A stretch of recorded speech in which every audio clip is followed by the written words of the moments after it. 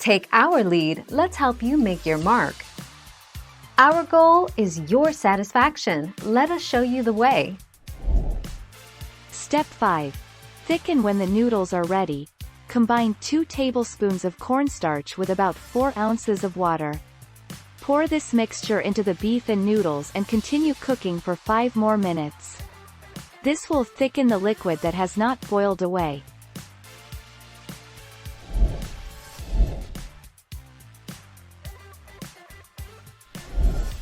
Take our lead. To make a slurry, just measure out the flour into a small bowl. Use 1 tablespoon to thicken a small amount of sauce or up to 4 tablespoons for a big bowl of soup. Add a cup or so of the hot cooking broth to the flour and whisk until they're completely combined. This is your slurry. 13 January 2021.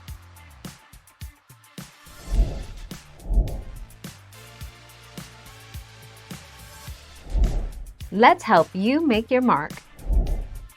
Because cornstarch is pure starch, it has twice the thickening power of flour, which is only part starch.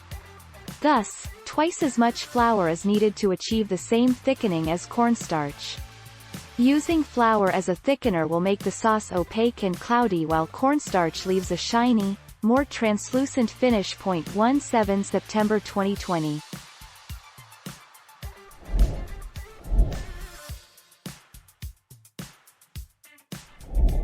Let's help you make your mark. Cornstarch is used to thicken liquids in a variety of recipes such as sauces, gravies, pies, puddings, and stir-fries.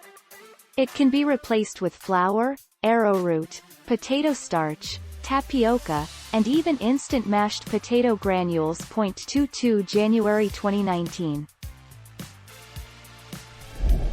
Thank you for watching. Please subscribe and hit the bell notification.